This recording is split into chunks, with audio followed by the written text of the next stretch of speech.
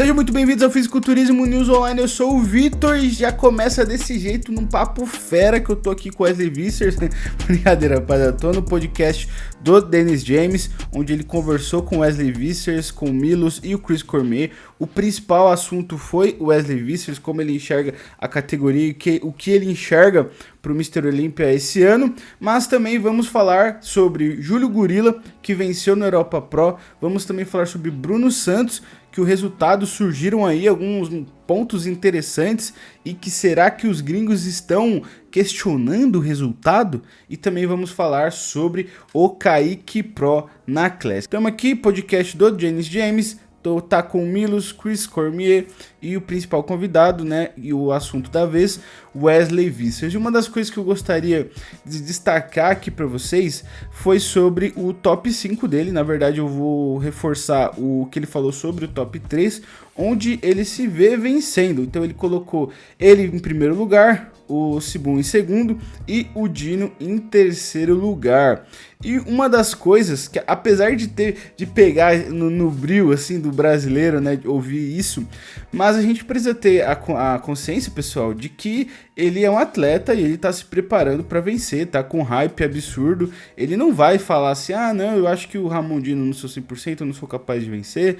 Não, o Sibum eu acho que eu não consigo vencer. Não, ele vai realmente falar que vai vencer, da mesma forma que o Urs, que, rapaz, só toma ataca do Ramon já faz os 3 anos, continua falando que vai vencer o Olympia. Todo ano eles têm essa conversa e eu acho que ele pode acreditar nisso, não sei, né? Mas realmente ele, como um atleta, é isso que ele tem que fazer. E eu acho estranho alguns brasileiros se mordendo aí porque o Wesley Vissers está confiante que pode vencer. Cara, ele vai se preparar para isso.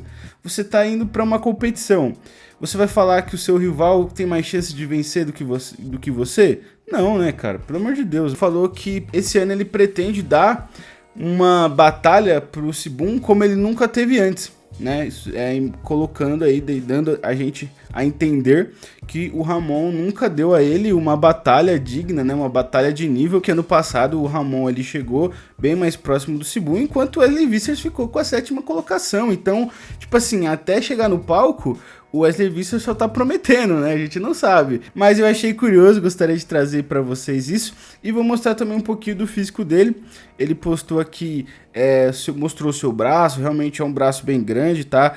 Bem fibrado.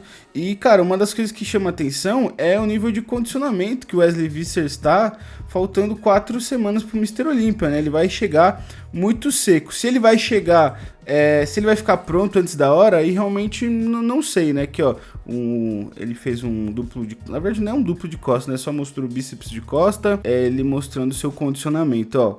Vibrando muito o peito, o ombro, muitas divisões, então tá mingau feio, mingaular ele da prova, mas rapaziada, uma das coisas que eu acho mais importante é a gente não achar que o Wesley Vissers é tipo um inimigo brasileiro, né?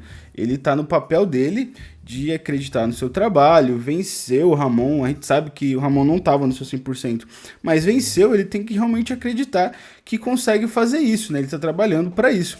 Mas é aquilo, né? Na minha opinião, na minha visão, o Ramon no seu 100%, a briga, o Wesley Vissers vai estar na briga pelo top 3, né? Mas deixem aqui a opinião de vocês, o que vocês acham aí do Wesley Vissers, achando que pode vencer o Sibum e o Ramon. Vamos falando agora sobre o Júlio Gurila, que participou da Europa Pro e venceu, chegou muito bem.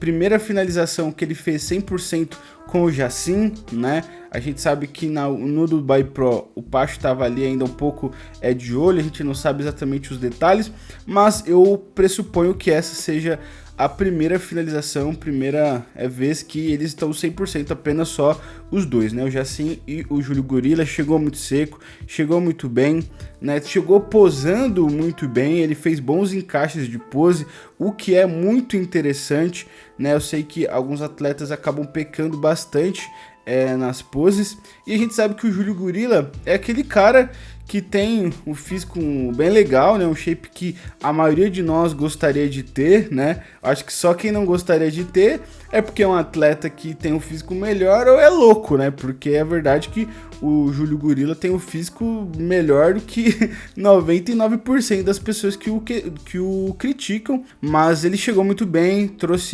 não trouxe grandes melhorias.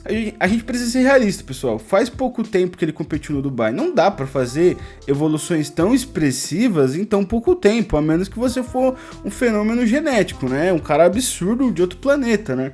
Mas, cara, a verdade é que como eu tava falando, o Júlio, ele é um daqueles atletas que para vencer precisam chegar muito seco, precisam pousar muito bem, né? E ele fez o dever de casa. Ele pegou tudo que ele tem de melhor, apresentou e escolheu uma boa competição, né? Mas fez boas escolhas e conseguiu vencer. E assim como eu previ no meu vídeo de análise dos rivais do Júlio Gurila, a briga ficou entre ele e o Adrian, né? Que foi esse cara aqui que venceu na Polônia.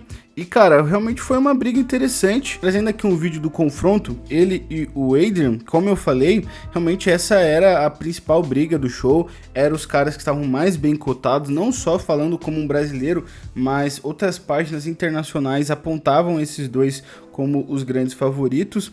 O Adrian tinha vencido na Polônia na semana passada, então já estava com a vaga garantida. E a questão principal que influenciou o resultado dessa competição foi o condicionamento. Eles estavam com físicos bem similares, né, em questão de volume, estava bem parelho, né, eles não estavam destoando tanto um do outro, mas o Júlio Gurila chegou mais seco, notavelmente mais seco, com cortes mais profundos, e isso influenciou totalmente o resultado final, né? Júlio Gurila qualificado para o Mr. Olímpia, são 11 atletas brasileiros qualificados para o Mr. Olímpia, o que vai ser incrível. Era uma boa disputa, o Adrian estava com bom físico também, e é isso, resultado muito positivo pra gente. E o Brasil, né, que saiu com 2 vitórias no profissional. A gente teve o Bruno Santos, o Júlio Gurila, e também tivemos a Camille vencendo na Wellness, ela que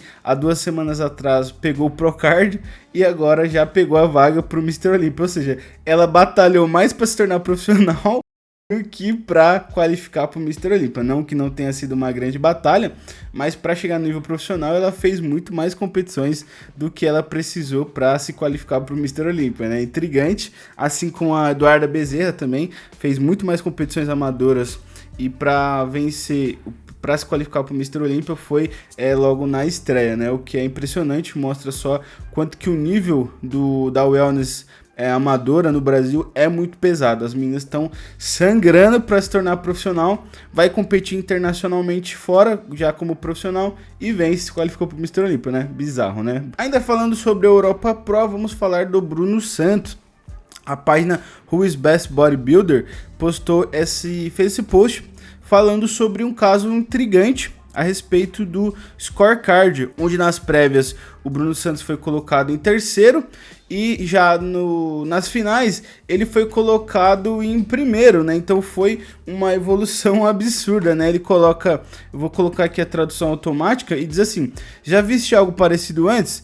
De ser o terceiro nas semifinais para vencer unanimemente nas finais. E muitos brasileiros interpretaram como se eles estivessem questionando o resultado, como se tivesse falado que foi roubado, né? Aqui alguns comentários, ó, já foi, resultado saiu, segue para a próxima. Porque vocês ficam doidos quando perde para brasileiro, né? Ele que, ó, americano tudo tem mágoa, sendo que o dono da página é espanhol, ele nem é americano, a pessoa já supõe, né, a nacionalidade dela, né? Aí, aqui, ó, se for chorar, manda áudio. E, cara, na minha interpretação, ele não tá questionando o resultado, né? Acho que aqui ele tá realmente falando sobre um caso intrigante, onde um cara tava em terceiro no prejudging e nas finais ele ficou em primeiro. Depois algumas páginas brasileiras também postaram, e aí depois eu acho que e aí ninguém achou que estavam sendo questionado o resultado, porque aí era brasileiro falando de brasileiro, né? O que a gente não gosta é quando o gringo fala de brasileiro, né? Mas a verdade é que realmente só foi um caso intrigante. Eu não lembro disso ter acontecido em algum outro momento, mas deve ter acontecido, né? E existe aquilo, né? Bruno Santos muito bem, pode ter melhorado, André Preste piorado, e aí consegue justificar aí todas essas movimentações. Vamos falar agora sobre Kaique Pro, que fez uma pequena atualização, e eu gostaria de falar algumas coisas a respeito dele, né? A gente sabe que ele tá em uma ótima condição, e uma confusão que ficou, né? E eu gostaria de falar um pouco sobre isso, para de repente elucidar quem não tá entendendo, é sobre em qual período de preparação ele está, né? Porque quando foi anunciado que ele iria para Classic Physique, o Renato Cariani falou que ele estava em off-season. Quem acompanha as redes sociais do Kaique já sabia que ele estava em preparação, né? Ainda não sabíamos que ele iria para Classic, mas ele já tinha comentado lá que já tinha começado a sua preparação. Aqui, ó, não achei o post dele falando que tinha começado a preparação, mas na época que ele voltou aqui pro Brasil, ele tinha feito seu primeiro treino de costas, e aí ele falou que já tinha começado a preparação e tal, né? E aí então, isso aqui foi antes dele anunciar que iria para a Classic. Então, quando foi anunciado que ele iria para a Classic, ele já estava em preparação, mas ali no vídeo, o Renato Cariani falou que ele estava em off-season. Provavelmente ele só não sabia que o Kaique já estava em preparação. O Kaique também não corrigiu e aí ficou por isso mesmo, né? E por isso que muita gente não compreendeu. Mas quando a gente vê esse físico, não tem condições disso aqui ser um físico de off-season, né? Sei lá, mas é um físico com muita qualidade, é um off-season de muita qualidade, sim, mas ó, nesse post aqui, ele tinha respondido uma pessoa e ele falou que ele queria competir ainda esse ano. Então, se você quer competir ainda esse ano, isso aqui seria teoricamente um físico de final de off-season. E cara, não tem como isso aqui ser um físico de final de off-season, né? Não tem como, é impossível. A gente já viu o Kaique off-season em outros momentos, e mesmo ele sendo tão absurdo como mas ele não fica assim no final de um off-season, né? E também não pode ser o início de um off-season, porque se ele quer competir ainda esse ano, não faria sentido ele ainda estar em off-season ou começar a fazer um off-season agora, né? Então, isso aqui realmente, eu imagino que ele está em preparação. A gente só não sabe ainda quantas semanas, qual é a competição, né? Mas só elucidando vocês, uma coisa que eu achei muito interessante, que o meu parceiro, o Rafa do Maromba News comentou, parece que ele tá usando uma cinta, né?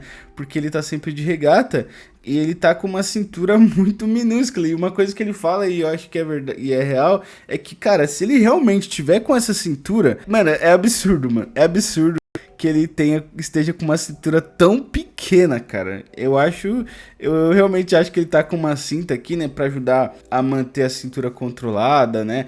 Mas fica aí, né, essa curiosidade, esse ponto que o Rafa levantou, eu achei curioso, gostaria de trazer para vocês. Mas o que vocês acharam dessas notícias? Espero que vocês tenham gostado e vejo vocês numa próxima. Valeu!